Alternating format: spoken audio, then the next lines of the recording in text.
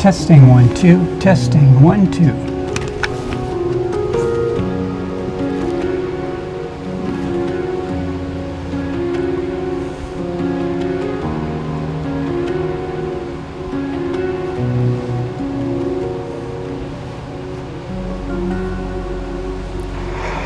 Testing 1 2. Testing 1 2. Testing 1 2. Testing 1 2.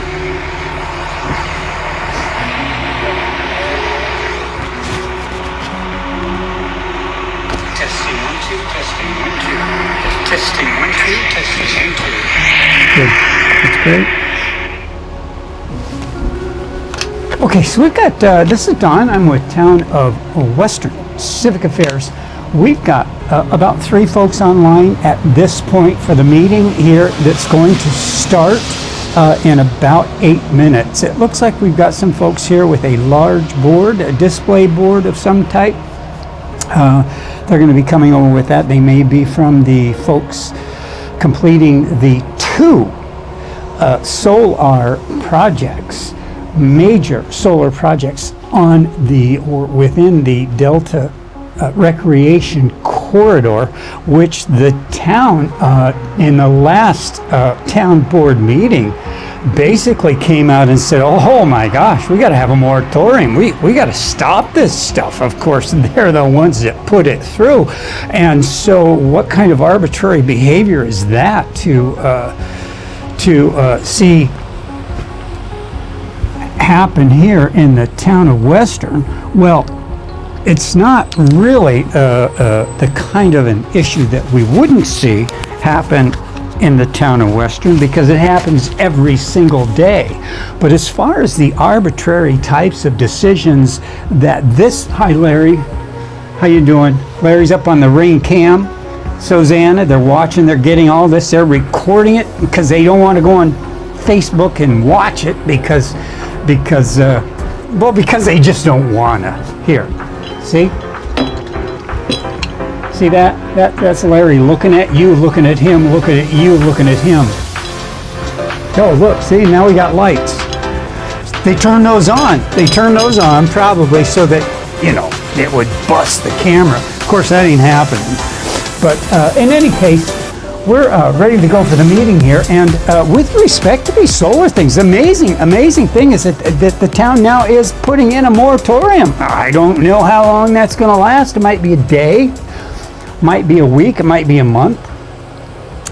The town attorney basically said that that moratorium couldn't last forever. So the town's really got to get on their stick. And now the planning board and the zoning board are all in upheaval. Of course, we told you 6 months ago, because the town is arbitrary, they're going to make decisions that are best for either money or themselves, and they're going to make the decisions, and then they're going to reverse those decisions down the road in a couple of days or in a couple of weeks, or in this case a couple of months, and then they're going to say, oh, what a big mistake we made. Well, the mistake was voting them into office, because they just put those 2 solar things up there to appease a couple of folks that own the property, and to not appease all of the dozens of people around that those solar fields, acres and acres and acres, that are going to have to pay out of their pocket because of the value of their house. It goes down because when they get up in the morning, instead of seeing the lake and snow, they're going to see the lake through the solar panels. So yeah, that's what's coming up here in a little bit. So we've got about 1, 2, 3, 4 Carl's here for the Carl of the zoning board. He's zoning board chair. He's here with the folks from the solar project, and they're going to be opening up the door here in just a moment. Am I in your way there? Nope. Fancy meeting you guys in a place like this. You know what I'm saying? Is it almost done? Are you just? Hopefully. We're almost done. It always pops back up. We're gonna do ZBA stuff. Oh yeah. Citizens who witnessed the live proceedings or reviewed the subsequent events are aware that any action taken by the planning and zoning boards can be swiftly overturned by the members of the town board, as listed to the left. These members include Larry Myrick, Len Charney, Peter Donahue Sr., Dave Schallenberg, and Anna Riddell Weaver, the town supervisor. It is crucial to recognize that these town board members are directly elected by the citizens. Conversely, the members of the defunct planning board are appointed by the elected members of the town board at the left, who assume full responsibility for the actions of those they appoint. There is no passing the buck. The responsibility of all the decisions made in these boards ultimately lies with the town board. Consider the situation of the planning board, chaired by Pete Donahue Jr., the son of a sitting town board member. Chairman Pete Donahue Jr. has violated the New York State Open Meetings Law, and the public he should be serving but is not, by failing to provide minutes for almost 4 months. Despite the requirement that they be made available to the public without special requests, within 2 weeks maximum, Pete Donahue Jr., chairman of the planning board, has disregarded this obligation. This is an obligation within the Open Meetings Law in New York State, which his sitting town board father, Pete Donahue Sr., and the rest of the town board and its attorney fully comprehend and know as fact. For supporting documentation, we have recorded footage of Larry Myrick, councilperson, and Melissa Rowland, town clerk, taking a training course that details the law and the specific statement with the State Committee on Open Government's lead attorney. The training course, available on Facebook, states that the Open Meetings Law was covered during that session. There is no confusion or deception here. There is clear evidence that this town board and its attorney are fully aware of the law of open meetings. Not only have they disregarded this law for almost 3 years since the public has been tracking it, but they continue to disregard the public across the board, month after month and year after year. These individuals, clearly not suitable for board positions due to the negative actions toward the public they should serve, but are not. These actions or inactions raise serious concerns. It suggests that the town board and its ancillary boards are not fulfilling their responsibility to provide public access to data and information, as required for the public taxpayer in New York. Each member of these planning and zoning boards in Western should publicly demand of their chairman the process that provides for the law in support of the public they serve. Failure for each and every member of these boards to either go on record that they agree to these laws, and the resulting requirements to supply records pertinent to their function, is a claim that they are failing to follow their oath of office, and should be removed from those boards. The town board and its ancillary boards should be held accountable for their failure to deliberate for the taxpayers and members of the community, who have a right to participate, regardless of the zoning board chairman Carl DeFranco's belief that the public has no meaningful say in anything. In the town's existing comprehensive plan, the people expressed their desires on how the community is to be developed. During that process, the planning board and the zoning board were tasked with enforcing laws and policies that reflected those desires. We, the public, brought this matter to the attention of the board in 2023 before the solar project was approved, indicating a discrepancy in the comprehensive plan. However, there were few who listened to our concerns. So we got some pictures of that board. So I'm going to post those online right here below the video, so you'll have access to that. It's 6:59. The chair just walked in. We've got 1, 2, 3 board members here, so it looks like we're going to be able to get started in time. In about 30 seconds. In addition, we addressed the concerns regarding the dissatisfaction with the actions of Mr. DeFranco and his supporters on various town boards. Town boards are not dedicated to any specific architectural vision or board. Their primary purpose is to serve the citizens, which has not been consistently upheld by these boards. The decisions of these boards to proceed with the solar project without conducting thorough due diligence infringe upon the rights of the taxpayers in Western. Each board member took an oath to serve the tax-paying public. However, over the past 3 decades, these boards have consistently failed to fulfill this obligation.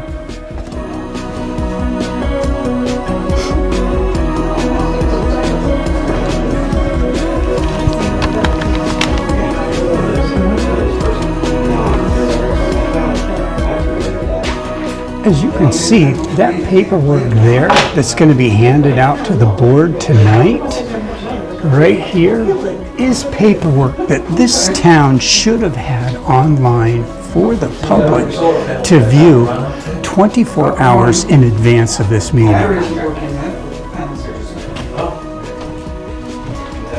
Hey, how you doing? According to Carl DeFranco, this failure has rendered the requirement for public input largely obsolete. This is clearly evident in the repeated disregard for public comment, the elimination of public input, and the adoption of an authoritarian approach to control and restrict our freedoms. The complete withholding of the public's voice serves as a stark indication of this trend that continues as of this meeting tonight.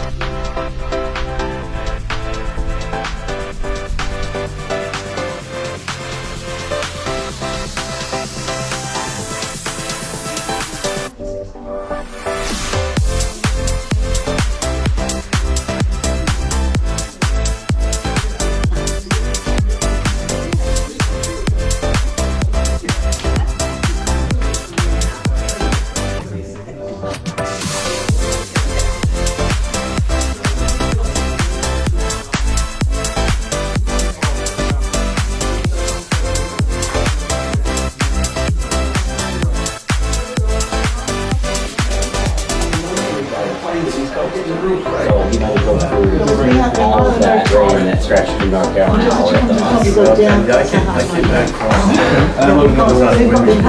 I came back Sunday, missed it all. Yeah. 128 days of you.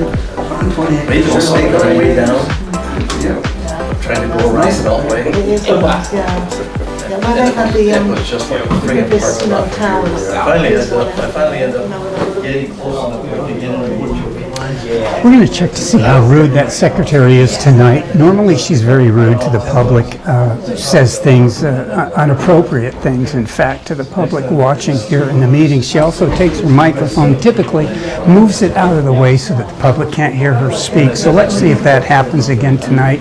It's happened in many, many meetings.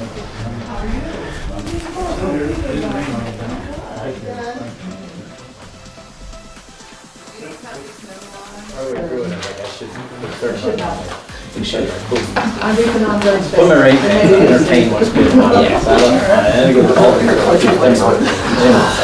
got there. I put my bull racing, I had to put up. I got caught on a motorcycle one day, and leather jacket kept leathering off, but it felt like, yeah, leathering off was like, squish, and I unlaced them, and I literally dumped them down. Well, they're, It comes up on a lot of our projects. Everybody's here, so we'll get. Maybe learn how to We get started. Pledge allegiance to the flag of the United States of America and to the republic for which it stands, one nation, under God, indivisible, with liberty and justice for all. A minute here and go over last month.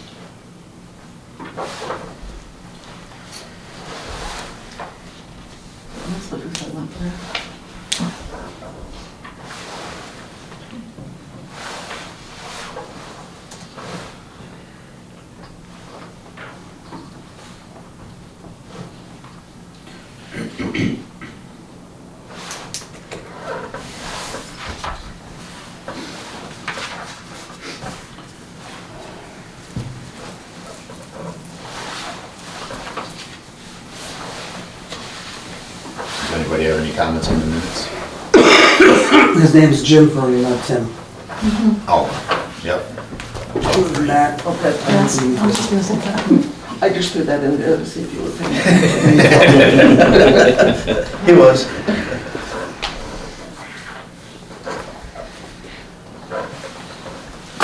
Any other corrections? If not, can I get a motion to accept them? Move to approve as corrected. Second. All those in favor? Aye. Okay. So, start out, we'll bring that up since we were talking about Fernie. I got a call this afternoon. They are in the process of getting the other report or licenses and permits from the state agencies. So he did not have that information for this meeting. So he said he's planning on being here at the next meeting with all updated information. And I'm assuming it's with the septic system and the health department and stuff. So he will not be here tonight. We'll see him next month.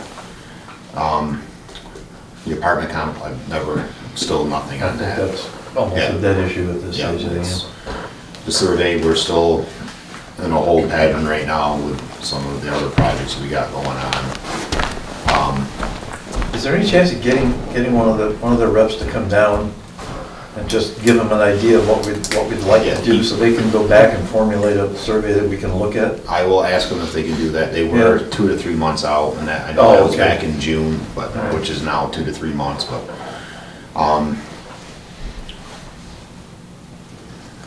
Can we just do a draft ourselves? Yeah.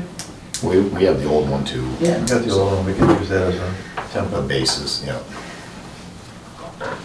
So now, turn our attention to the solar project. So,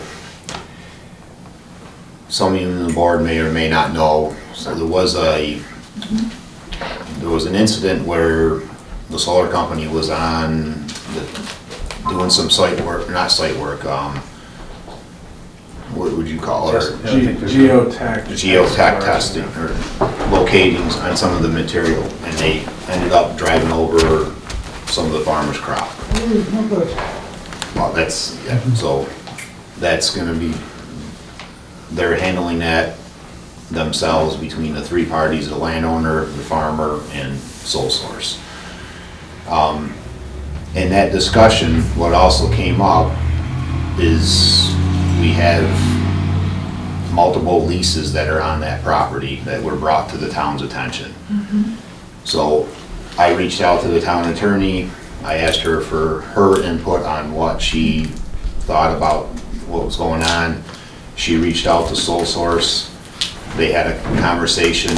I did talk briefly with the town attorney after last week's meeting, and I still didn't get any kind of resolution of what was going on. So the term that was being thrown about is site control. And I guess the board, the planning board, is just, the curiosity is who actually has site control. And as far as I'm looking at this right now, is us and the planning board, the three parties that are involved are, you know, the landowner, the solar company, and the farmers. And right now, we're not one of those three parties. So I reached out also to Tug Hill just to see what they thought about the situation. I have not heard back from them. I'm sure because I don't think Matt would handle that. It'd have to go to one of the legal teams. So you've thrown us a new one that we have not had before, and I'm at a loss. I don't know, Carl, what your thoughts are, but because right now, you know, we're not going to determine who has access to the property, and I don't know how we go ahead with a permit when, you know, there's that question that hanging over there, and I just don't know what the planning board has to do, because we're not a party of what's happening right now at that certain location. My feeling is it needs to be to resolution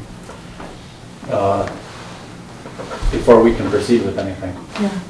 Yeah, well, I don't know, and the town attorney may disagree with me. Right now, the issue is strictly a private one. It's a contractual matter between the landowner and Sole Source and the Smith brothers, who actually have the lease on the land. They're going to have to resolve what they want to do with it. As far as processing the permit is concerned, they can still apply for the permit, because Steve Smith owns the land, and he can come in and through Sole Source they can ask for a special use permit. That's a ZBA issue, it's not a planning board issue. So the only thing that we have on our plates right now is completing the environmental quality review. The only issue that would come up is that if there's any kind of a significant delay between when we finish the seeker and make a ruling on it, and then they finally resolve it and come back in for the permit, we might have to go back and do a revision on the seeker if there's any significant changes to it. It's probably not. But, from that, I mean, we can proceed with the environmental quality review and just, we can offer our opinion as to whether or not it's gonna have an impact based on the forms. But when it comes in front of the ZBA, the question we're gonna ask is, when would you guys think you're actually gonna be on there? Because even if we award you a permit, you only got 18 months to start. And if it takes you that long to resolve it, you're gonna have to come back in again and reapply for the permit. Do you want me to speak to that? Yeah, if you have an answer to it, sure. Yeah, I'll just quickly say that. So everything you guys have said is true. We're working with Steve Smith, the landowner.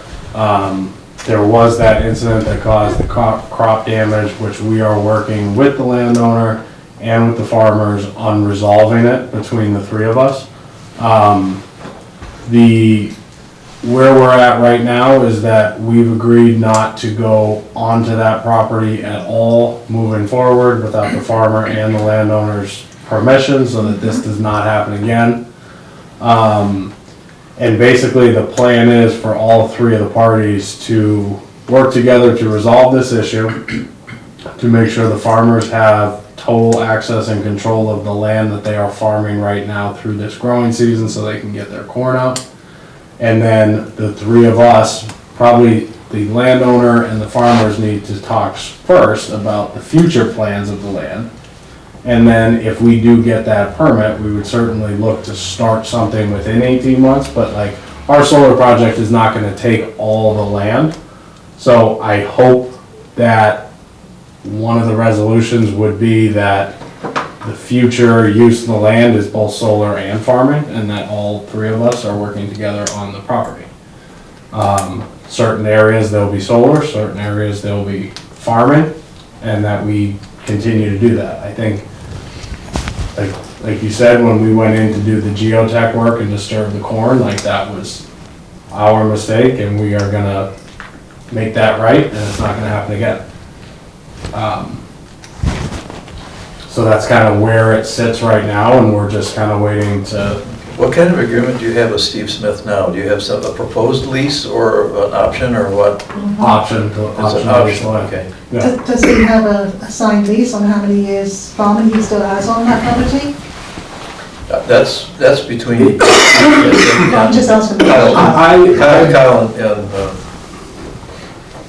I don't know, how long the lease did you sign? Till 2027. Okay. May 31st. So that, I mean, that's an issue they've got to solve among themselves, that's not for us to do. Yeah, I can't speak to what the farmers and the landowner will work out moving forward, but I mean, our hope is that we can all continue to work together here. Yeah. And get it resolved and keep moving. Yeah. There's nothing we can do it too. Yeah, There's a lot of what ifs. Yeah, I think it needs to be. But at some point, we would like to know, when would Steve Smith actually sign a lease with you, how it's gonna run? Like I said, we can move forward with the thing, but if it's gonna be, another year and a half before we can take it up, and there's no contractual issues, between the three of you guys, I guess you have to decide whether it's worth trying to push this forward. I mean, we can. Do we want to carry on Yeah, with this until? because our only job here is to do that environmental quality review, Yeah. which we can do. Okay, because assuming the design isn't going to change between now and when you put it up, we can do the evaluation based on that. But speaking as a ZBA chair, we're not going to act on it until we're sure that Steve Smith has the right to come in and ask for a permit. When you might have a legal problem with the. Yeah, with and the that's farmers. something that all of us are working Yeah. to get resolved right now. I don't have the full resolution right now, to your point but Yeah.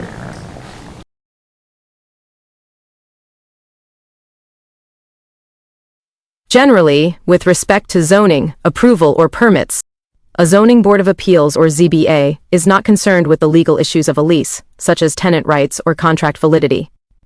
The ZBA's focus is limited to the application of local zoning law and how a project's land use impacts the public health, safety, and welfare of the community. The legal relationship between a landlord and tenant is a civil matter and falls outside the scope of zoning enforcement. While the specifics depend on local laws, a ZBA can typically consider and grant a special exception or permit approval for a property even if it is not yet leased. The ZBA focuses on the proposed use of the property and its impact on the community, not the identity of the future occupant. The key is to demonstrate that the intended use meets the established legal criteria. What is considered during the application process? To secure approval for a special exception without a signed lease, an applicant generally must provide the following. 1. Demonstrate compliance with zoning code. The proposed use, even though not as of right, must be one that the zoning ordinance permits under specific circumstances.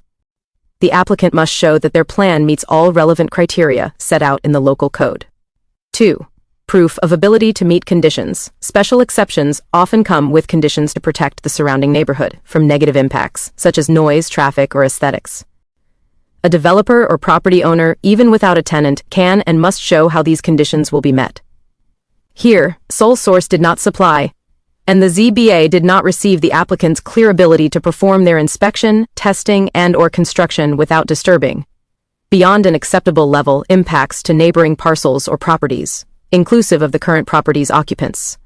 The ZBA did not properly consider the needs of the project's scope as it pertained to the existing property's occupant. That occupant now seeking, it appears, financial restitution for damage occurring outside the scope of the approved project, per the ZBA. This could and should create a resyncing of that requirement by sole source and/or the ZBA to at least review the standards again for the current occupant, and how sole source would protect any future inspection, testing, or construction and its negative impacts to neighboring parcels or properties, inclusive of the current property's occupants. 3. Detailed site plan. To evaluate the impact, the ZBA needs a clear and complete site plan. The plan should illustrate where and how the proposed use will operate, including information on building layout, parking, and traffic flow. This is required regardless of whether a tenant is secured. 4. Proof of ownership or legal standing. The applicant must prove they have the legal authority to pursue the application. If the applicant is not the property owner, they must show they have a legal relationship to the property that allows them to apply on the owner's behalf. You know, we've all been talking and trying to just work it out. And right now, we're just trying to get the secret determination, and then hopefully over the next weeks or months, we figure out the plan and we can... What I would recommend is, I mean, you know, the ZBA isn't going to take up anything until we come back with the final determination.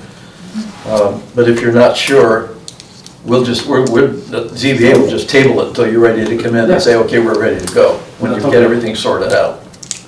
But the ZBA is going to do that. Why should we even do the secret? Because the secret can be done anytime. Unless the design is going to change, the evaluation is always going to be the same. But why should we spend our time doing something when there's these other issues left at the end? Because we'll end up doing it later. We can do it now or later. It's the same, you know, it's the same amount of time. And we don't have anything else to do right now because nothing else is coming in. But we may not end up doing it later, right? My guess is this is going to get resolved. We're going to end up doing it. And we've already sent the letters out for the other agencies. We might just wait till the comments, if anything comes back. What's that? Everybody's right. Yeah, we're already underway, so. That's where I'm trying to find the clarification, because it's almost like you're starting a restaurant on a property that you don't have access to. Yeah. So would you be able to go, I mean, like right now, you wouldn't be able to get financing for it, because you have that question of access.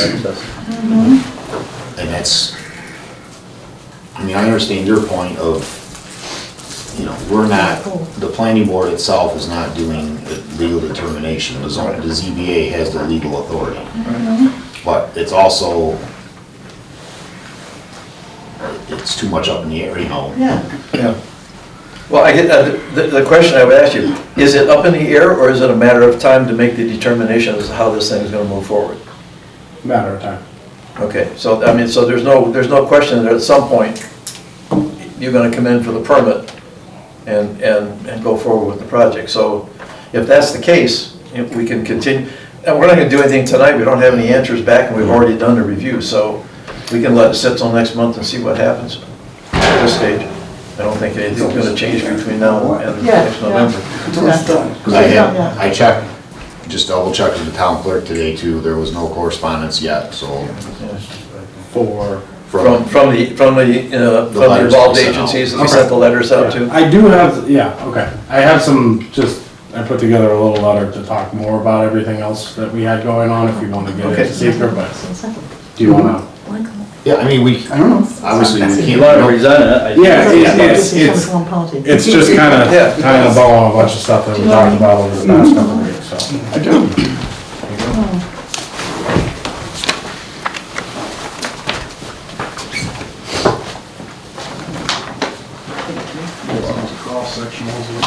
Oh, the cross-sectional's in here. Oh, you want to? Thank you. You're prepared, you're good. Okay. Cross-sectional view people were asking for last time? So just to quickly reintroduce myself while I'm talking about this, my name's Adam Farkas. I'm the project developer for Sole Source, working on the Mullen Hill Solar Project. We put this letter together just to basically follow up on the last meeting in September. And there were actually a few bullets from the meeting in August that we just wanted to document answers to, so that you all had all the information that we've been talking about over the past couple meetings. So the first thing up is seeker. We did just touch on it briefly, but basically I just wanted to kind of summarize what we did last month, and that the planning board declared itself lead agency. The environmental assessment form was sent out to the following agencies for their review. And we just wanted to check, which it sounds like you've not heard back from anybody. So we can leave it there. I wanted to provide a little bit of extra information for you both, number 2 and number 3. Basically, these are correspondences, the first from the Department of Environmental Conservation, the DEC, stating that no permit from them is required for this project. The third bullet is a similar correspondence from the United States Army Corps of Engineers, also stating that there are no permits required. So I think it is good supplemental information in the seeker process to know that both of these groups have been in communication with our engineers and confirmed that no permits are required from either one of them. 100-acre solar farm that is proposed to go in on top of New York State protected habitat and grassland that is home to dozens of threatened and endangered species. There's a list of different people representing the corporation Boralex out of Canada, New York State, the Department of Public Service, and ORES, supposedly the Office of Renewable Energy Siting, that is supposed to have the final say on this entire project, and has told the DEC, New York State's Department of Environmental Conservation, to stand down. We called every single person on this list, and guess what? Only one of them answered. Mr. Christopher Miresh is the one who picked up. I started to ask him questions right away about the project at Fort Edward. I said to him, what's the plan for the new mitigation site, which he should know all about. We learned some information this week regarding an easement. He paused and said to me, what? Who is this? I gave him my name and my contact information. He could not get me off the phone fast enough. He said, I'm going to have to connect you with somebody else. I said, according to the ORES website, you're the project manager for this solar farm, this 1,500-acre solar farm that's going to destroy one of the last grasslands in New England. How would you not know what I'm talking about? He could not get me off the phone fast enough. After he took down my information, he hung up. All the rest of these people could not be reached. Both of the individuals at Boralex could not be reached. These bureaucrats don't get to hide in the dark anymore, and same thing goes for the corporation Boralex that has also been insulated from public feedback. ORES was created in the dead of the night to make sure that the public, the citizens of New York State, have no ability to directly provide commentary or feedback to the state and have it be actually considered. I have spoken to an attorney who has told me every single time, 100% of the time in New York State with solar farms, no matter what the feedback is from the public, the judge change every single time rules to let the solar farm go ahead and be built. Many of these judges were appointed by the governor herself. I understand what a battle this is, but I refuse to allow these people to live in the dark and do what they do anymore. Their names, their profiles, their information, and the sham organizations that they sit at every day that probably don't even exist need to come to the light. And it's time for the people of this country to say, I've had enough of this. We are not against solar. We are not against what's right for the community. But what we do recognize with the people of Western is that this is the taxpayers' community, not the town board's community. The community needs to decide if we want these projects, not a town board with political or other constraints that may or may not be in the public's best interests. That is why we educate ourselves and the public taxpayer here in Western, and in other towns as well. And that is based on the latest designs that we showed you last month. We did attach those letters, so you're welcome to read them. There's a little bit more information and details in there, but essentially, again, it says no jurisdiction, no permits are required. Number 4, one other thing that came up was just a confirmation of the system size. We just wanted to confirm that. It is 5 megawatts AC. I'm not sure if you had seen any different values prior to when I kind of stepped in with Lee stepping out, but just to confirm that and put it in paper, it is 5 megawatts. Number 5, this one had come up a couple times on meetings. This is the National Grid upgrade plan, so the utility upgrades for the project to interconnect. I do just want to stress that this is subject to change. Right now, this is the latest information that we have from the Coordinated Electrical System Interconnect Review that we got directly from the utility. So this is the latest information from the utility that we have, and we just wanted to share it with you. But basically, if you flip to the second page, there are 4 bullets. There's a protection and control package at the point of interconnection. This will be up at the entrance of the site on Mullen Hill Road. Number 2, pole 42 on Stokes Westernville Road. There'll be a voltage regulator installed on that pole. Number 3, this is probably the biggest one, but this is from Stokes Westernville Road up to the entrance of the site. It's approximately 0.67 miles. That's where they're going to be converting the single phase to 3-phase power to interconnect the project. And then I know we brought it up before, but pole 69 is the pole at the interconnection of Mullen Hill and Stokes Westernville Road, and the utility is planning to put a midline recloser up on that pole. So I know we talked about what upgrades would be at that intersection. Right now, that's what we have. Any questions on any of that? Okay. Also, visual impacts. This has come up a few times.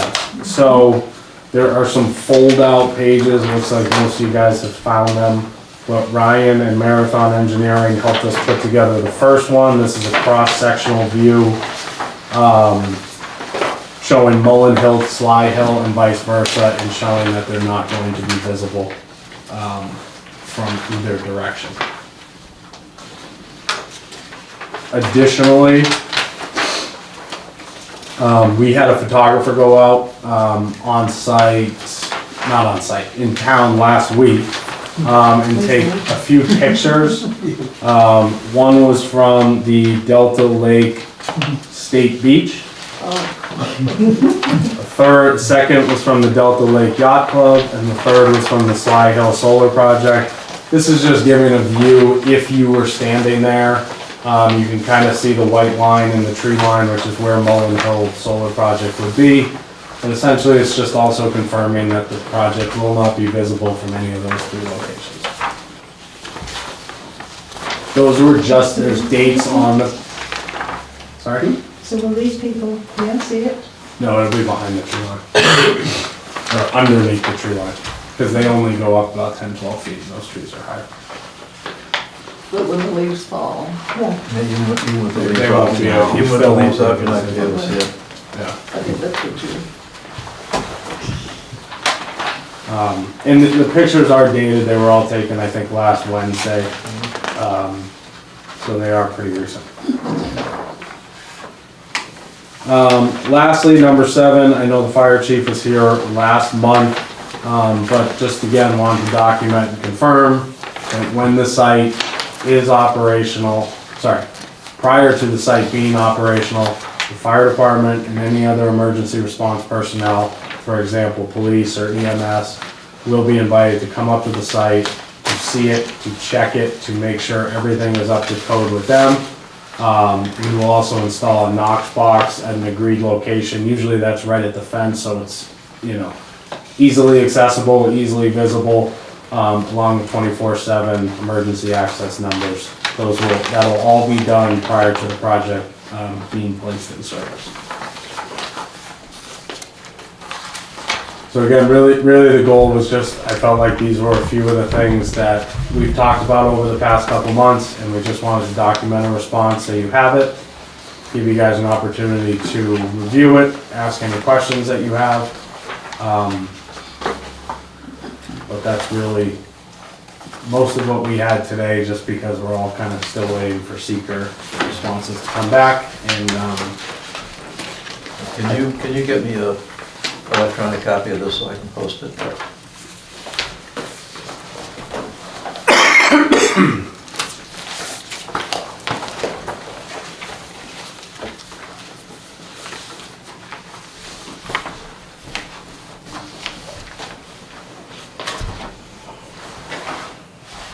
And just to confirm, I was over last weekend walking in the Delta Lake Desert, and you can't see anything from there.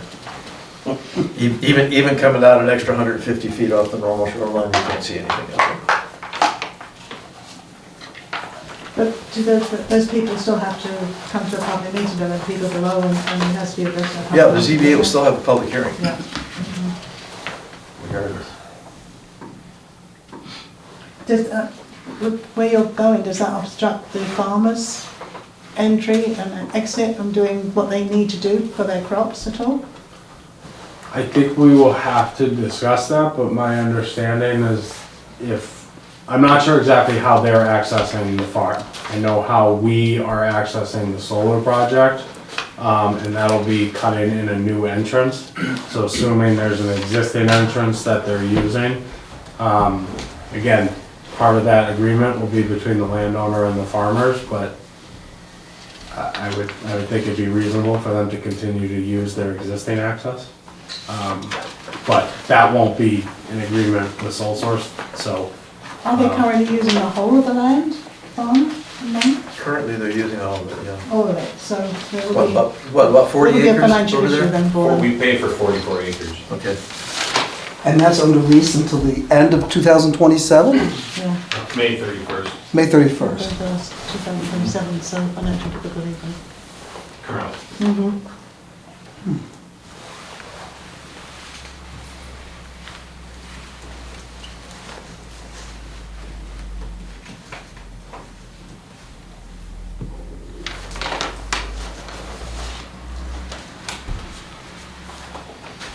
So when do you think you'll get all that sorted out, Brian?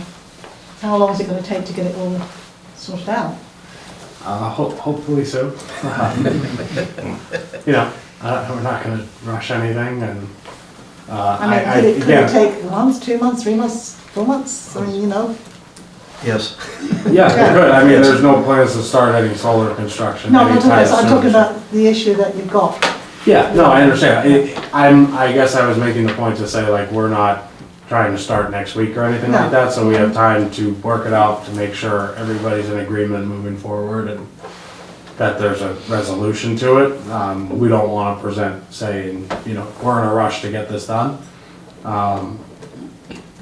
They have the lease of the land, they have the crop on the land, and we're not getting in the way of that. Mm-hmm. I don't know enough about this moratorium that the town board. Well, it hasn't been passed yet. I think we were going to talk about that anyway. Yeah. It won't affect this if they do. That's what I would, We already I don't know have- the details, so I'm not saying it should We have. already have a formal application. Yeah. They've submitted an application. An application that they can't progress on because the land's already leased by somebody else. The application is in place and the moratorium, the town lawyer says it wouldn't affect this. Oh, the town lawyer. Who's our town lawyer now? Catherine Feinstein, she's great. Okay.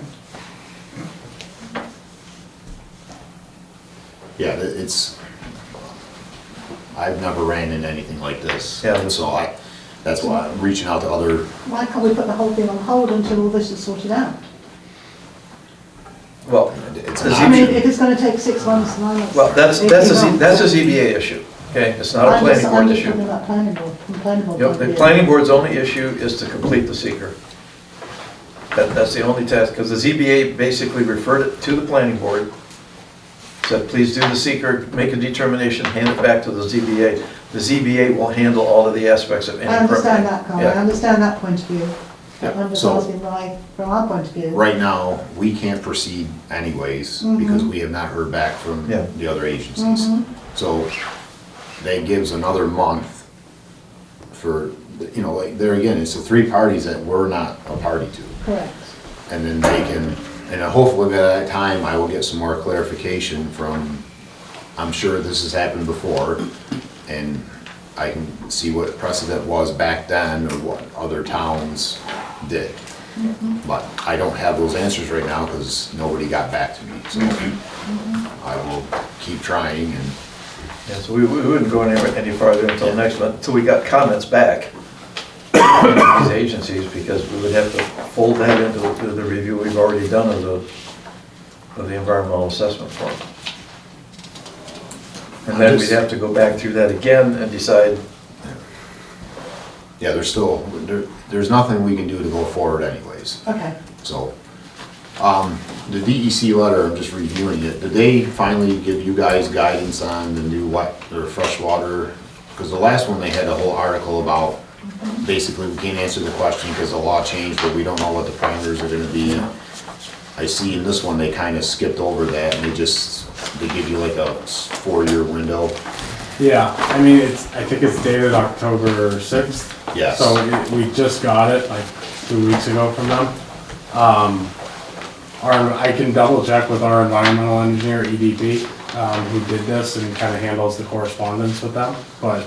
Because the Sly Hill letter said that they reserve the right to go back at any time and change anything. This one is basically saying you're good to go Yeah. with them until 2030, so I don't know if they changed the. I think it's just because like they were, over the last year or so, the DEC was figuring out which wetlands to take jurisdiction over, and I think Sly Hill kind of fell right as that was happening.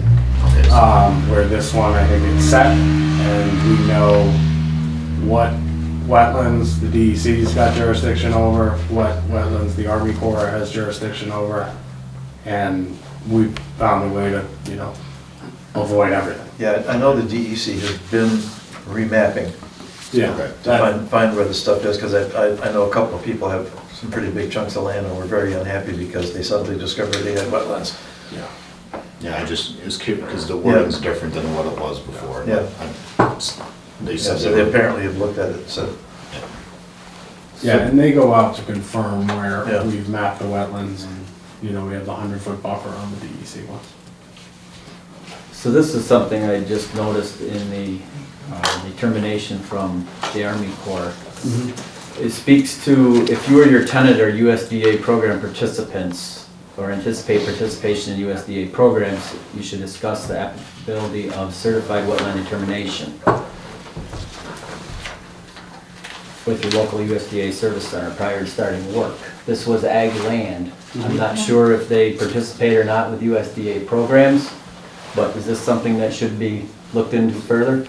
I can double check.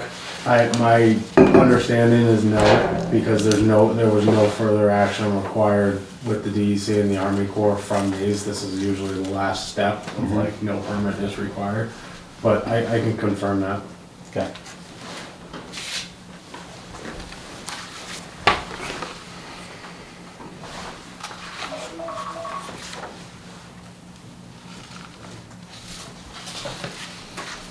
Is that the Army Corps one? It's from the Army Corps. Yeah, Basically on page 2, they said it's determined the court has no jurisdiction. Yeah. Yeah, there's another Then they document. contradict themselves by saying further delineation included. Yeah, I mean, we've signed something, they've closed the file on the project, as long as we don't change the design. So, based on the current design, no permits required, and the file that we opened with them has been closed. So that's why I said my assumption is no, but I'll double check. I'll have that next month.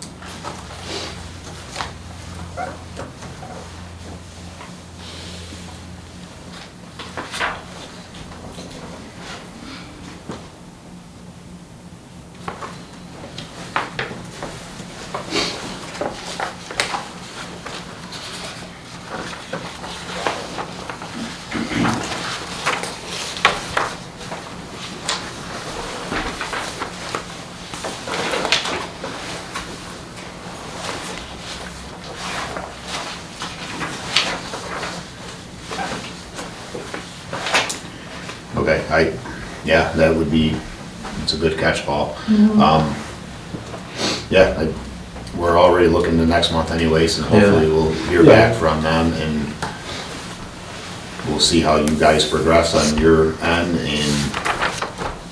and answer to that, and hopefully I can get some answers too. Yep. Some clarifications from. On the seeker. Well, Or on the land too. Yes. Yes, site control piece. Okay. Yep. Yeah, well, we'll plan to be back here in a month.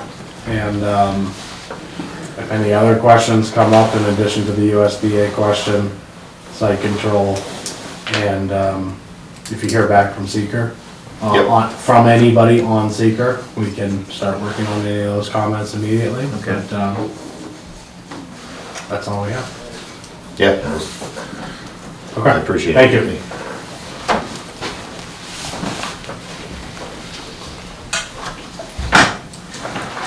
So, Peter brought it up that the town board at the last meeting did have a discussion about a solar moratorium for 6 months.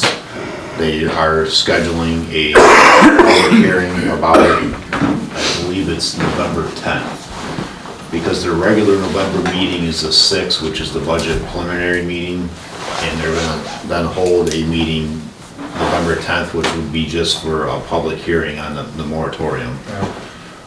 I think some of the town board members feel they want to reopen some of the language that's in our current solar zoning.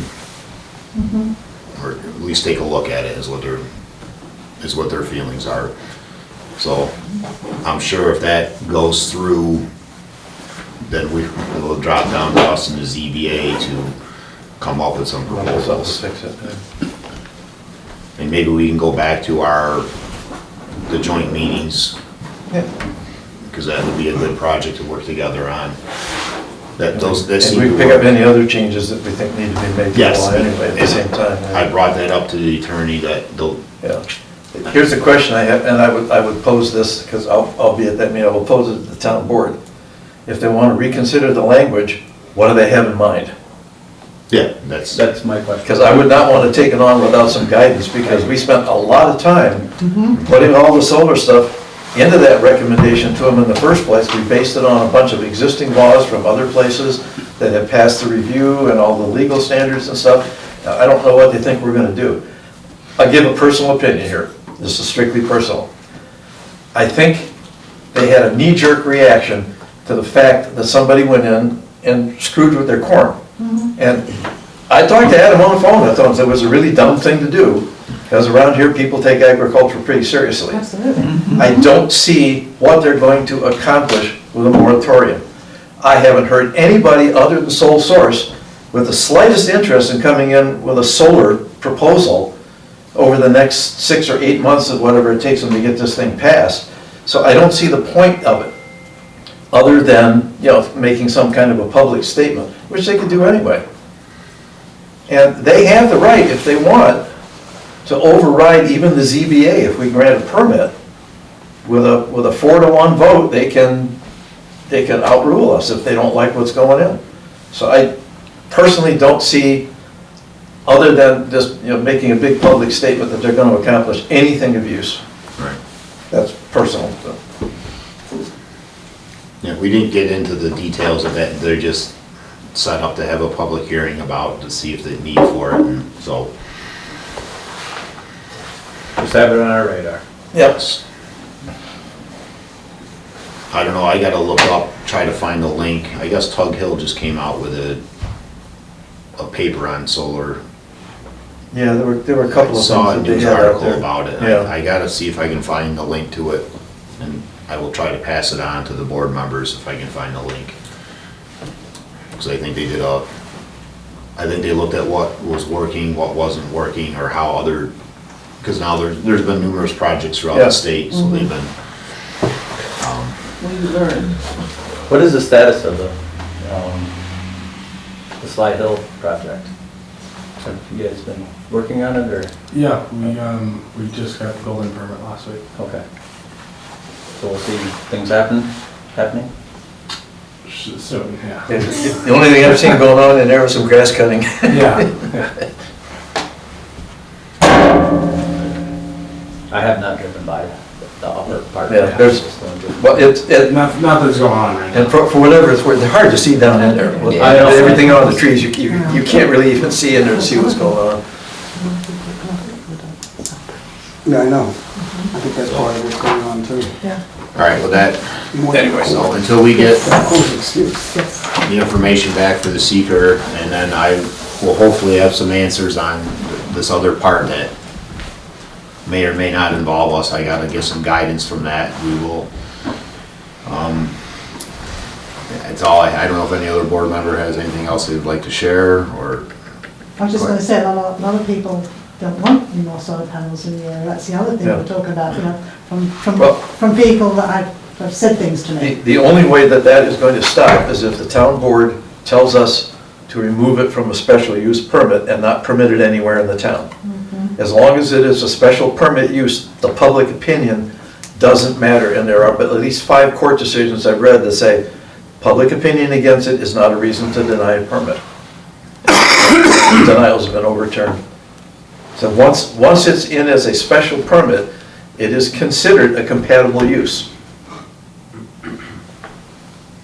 That's the way the courts have looked at it. It says if you make it, even if it requires a special use permit, it's already been determined as a permitted use that is compatible with that particular zone or district. Okay, because we didn't deny the use. We said you can use it, it's permitted, but you have to get a special use permit, which gives the ZBA the authority to apply conditions to it. And they have to meet the conditions to get the permit. Okay, who made the decision? You said a decision was made. Who made that decision? The court's decision, I would have to. No, not the court. When we passed the zoning. When the zoning law was passed, Yeah. which included solar under a special use permit, that's when that determination was made. It said, okay, it's compatible in the zone that it's allowed, but it requires a special use permit and conditions that have to be met. And if they don't, and if the conditions aren't met, the ZBA can say, no, didn't meet the conditions, deny the permit. But there are still upon meetings on that, and it still has to be voted on. Oh, yeah, I still, no. The ZBA would vote on it, yeah. Exactly, that's what I'm Yes. saying. Oh, yeah, for any permit, the ZBA has to look at it and they have to yeah, vote there's on it. not, it's not. It's not automatic. Yeah, it's not a grandfather Yeah. or anything like that. It's not, yeah, there's still a whole, even after we get done with the environmental review, there's a whole other, the ZBA. Yeah, the ZBA will take the whole thing up and we can haul them in here and ask them questions, till we're here till midnight or whatever, to satisfy that all of the conditions in the zoning ordinance are gonna be met. Yeah, we're basically doing the homework for the ZBA, is what Yeah. we're tasked with, so. Yeah. But other than that, I don't have anything else. I don't know if anybody else does. Need a motion to adjourn? Yes. Second. All those in favor? Yes. Thank you. For Ms. Jim. You were right. You respect the A lot of notes.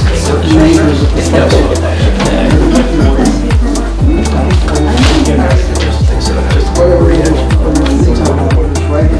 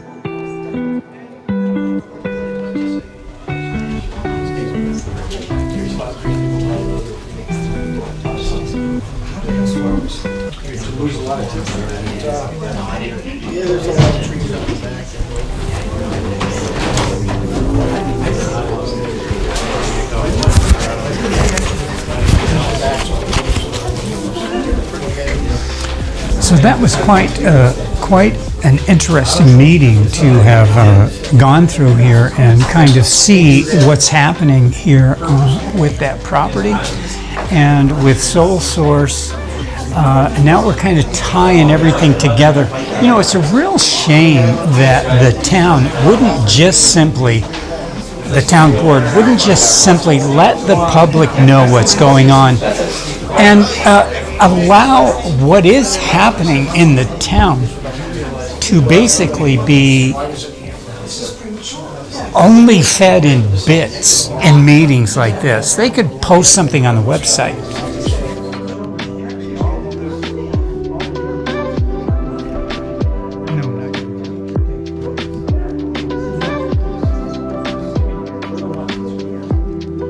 Okay. So for the town to hold this information and not tell the people why there is some kind of a moratorium that's being put out, just simply throw it out there. That moratorium was deliberated by the Town Board of Western away from the public's view. That moratorium was put together with input from every single board member in this town, with the input from the attorney, with the input from the town supervisor, and each board member. And then at the end of that, they came to a board meeting and spent about 5 minutes discussing what they had met previously for, whether it's email, whether it's phone, whether it's in person. This town doesn't know. But then they just bring it to the town board meeting and it's in a piece of paper and they hand it out. That's it. Now, this town needs to, this town board needs to involve the people in the process that it's going through. That is standard operating procedure. It's in open meetings law. They can't do this stuff in the background and then spring it on the people. It's just not the way it's done. It's done that way in Western because the town board in Western doesn't care. That would be Larry Merrick. That would be Lynn Charney. That would be the town supervisor, Anna Riddell Weaver, and that would be as well Dave Schallenberg and Pete Donahue Sr. Those five folks just don't care about the information, whether you have it or not. That's not in their wheelhouse to hand that over to the public. They work for the public, and they haven't realized that or acted that way in the last 25 years in this town.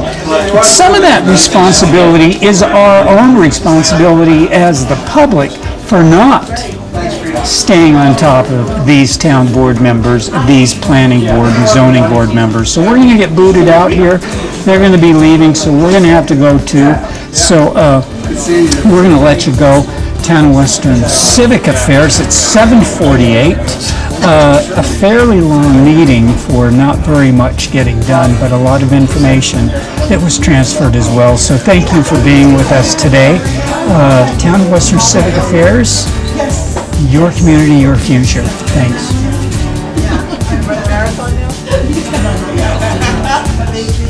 Oh, yeah.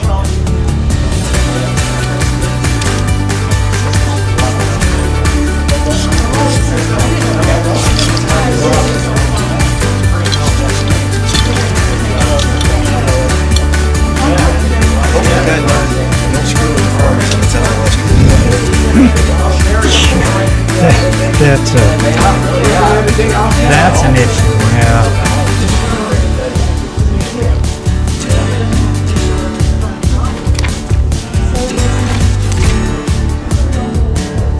Hey, Carl? Carl, can I talk to you for a second?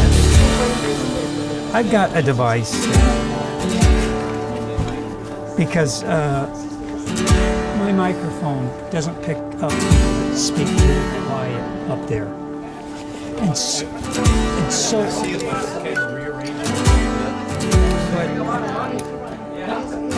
I have something like this, which I can mount a microphone to. See what I'm saying?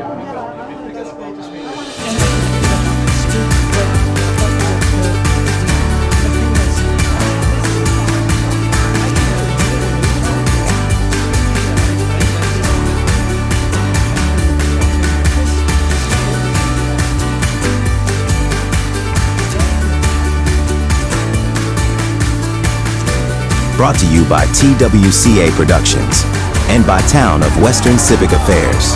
Your community, your future.